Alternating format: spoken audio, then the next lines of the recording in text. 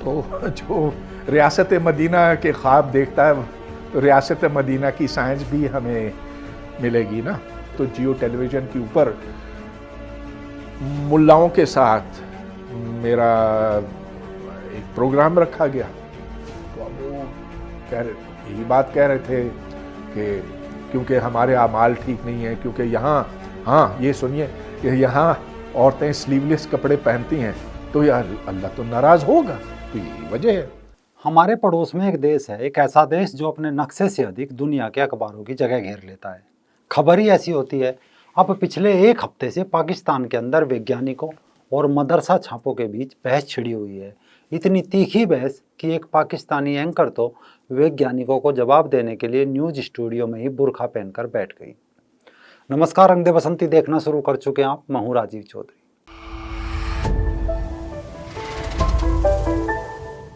इमरान खान ने सत्ता में आने से पहले अपने भाषणों में बार बार वादा किया था कि वो पाकिस्तान को मदीने की रियासत बनाएंगे। मदीना की रियासत एक मॉडर्न स्टेट थी। ने हमें कहा है कि नबी सल्लल्लाहु अलैहि वसल्लम की सुन्नत पे चलो, उनके रास्ते पे चलो। फिर इमरान खान ने दूसरा वादा किया कि हम एक नया पाकिस्तान बनाएंगे।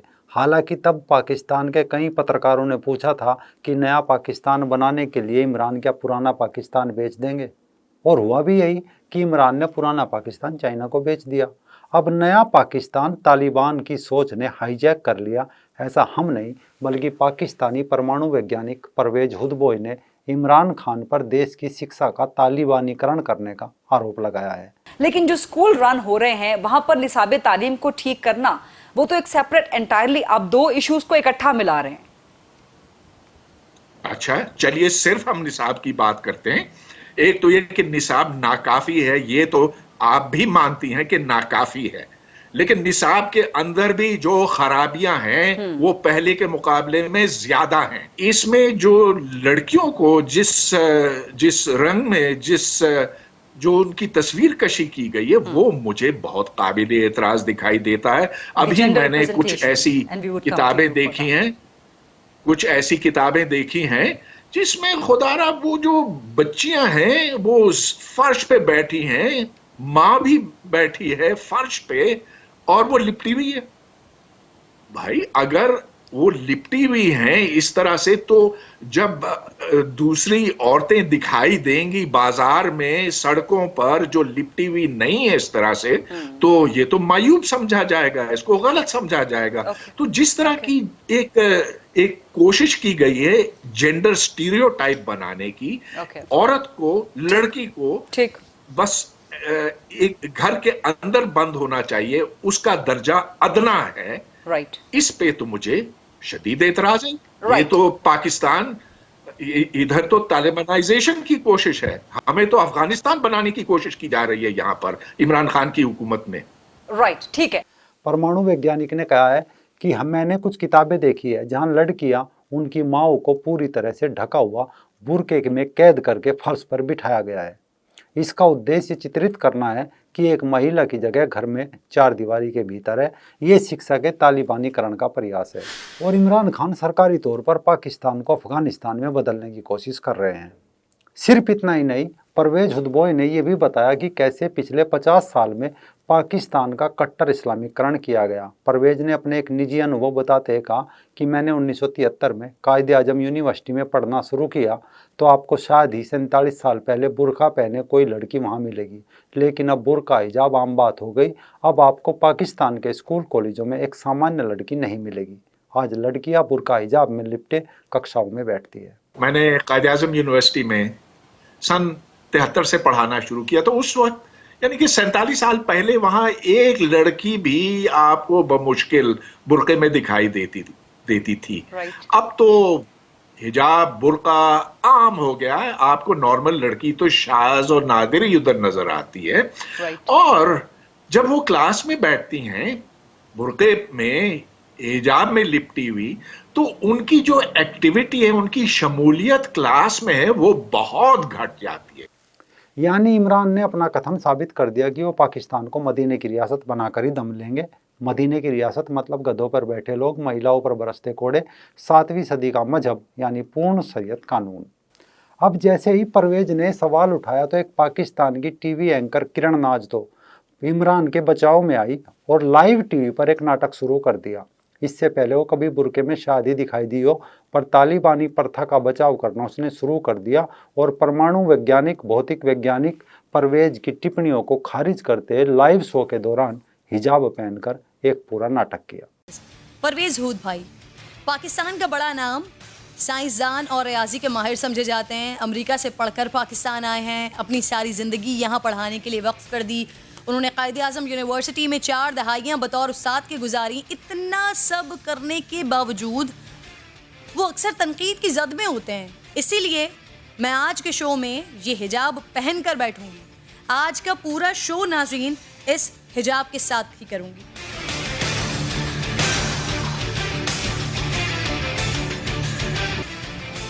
यकीनन नाज़रीन हिजाब करने वाली ख़वातीन भी, लेकिन शायद परवेज को इससे कोई फर्क नहीं पड़े, क्योंकि परवेज ने थोड़े समय पहले दुनिया को बताया था कि पाकिस्तानी स्कूलों में विज्ञान व अन्य सब्जेक्ट में अकल का प्रयोग करना जुर्म है। डिग्री लेने के लिए कुरान को याद करना जरूरी है। भूकंप का कारण लड़कियों की स्लीवलेस ड्रेस है। कम कपड़ों से अल्लाह नाराज हो जाता है।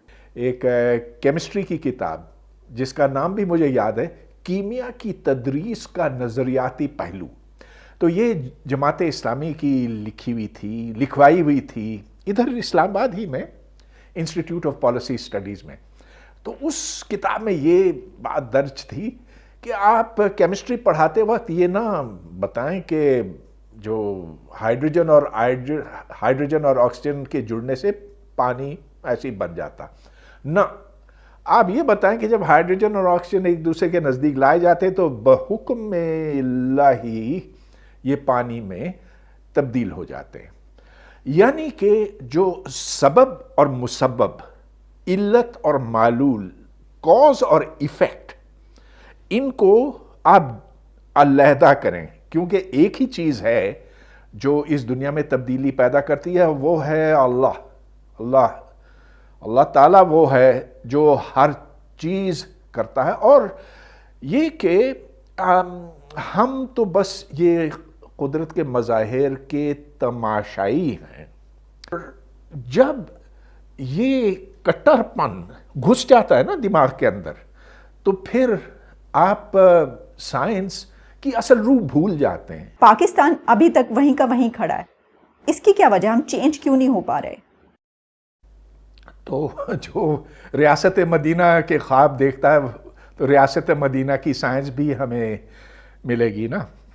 ये 80s की बात है कि हमारे फिज़िक्स डिपार्टमेंट में और पूरे पाकिस्तान के फ़िज़िक्स डिपार्टमेंट्स में किस तरह से लोगों को चुना जाता था, लिया जाता था,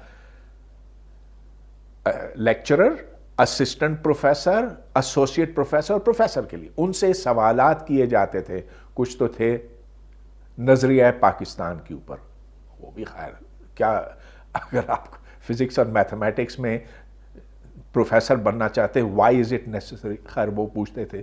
फिर ये पूछते थे कि दुआ कुनूत सुनाओ, बड़ी मुश्किल दुआ है, और शायद ठीक है बचपन में हम सब ने कुरान पढ़ा था, लेकिन वो याद रखना कोई आसान काम नहीं है। फिर पूछते थे कि बताओ कि अज़वाज रसूल के नाम क्या हैं। So they ask for the names of the wives of the holy prophet. अगर ऐसे सवालात किए गए, और मैं जानता हूँ बहुत सारे अच्छे काबिल टीचर्स थे जिनको एक तरफ कर दिया गया, जो बाहर से पढ़ के आए थे।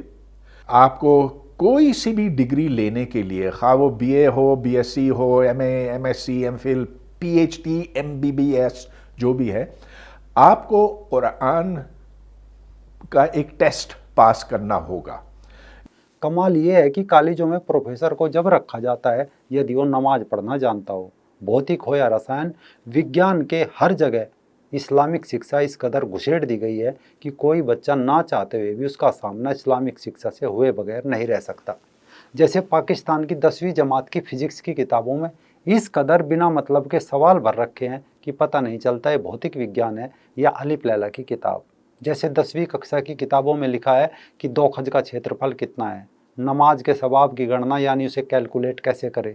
9वीं कक्षा की फिजिक्स की किताब में पूछा है कि जिन और शैतान का वजूद क्या है, क्या इनसे बिजली पैदा की जा सकती है। मसलन ऐसी न जाने कितनी रूहानी बातों से पाकिस्तान के पाठ्यक्रम भरे पड़े हैं। कई वर्ष पहले परवेज ने यह भी कहा था कि विज्ञान जैसे बुनियादी विषय को हम उर्दू या अरबी भाषा में नहीं पढ़ सकते, क्योंकि इन भाषाओं में तो विज्ञान शब्द कहीं है ही नहीं। ये दीन की भाषा हो सकती है, किंतु विज्ञान और आधुनिक समाज को समझने के लिए भाषा कोई काम की नहीं है। तब परवेज ने एक सवाल पूछा था कि पाकिस्तान का बच्चा इन पुस्तकों को पढ़कर क्या बनेगा, कोई बता सकता है। अपनी मजहबी सनक के कारण पाकिस्तान के हुक्मरान अपने बच्चों, अपने देश के भविष्य को अंधकार में भेज रहे हैं। अब वो बच्चा क्या बनेगा, अगर आपको पता है तो कमेंट बॉक्स में ज़रूर बताएं।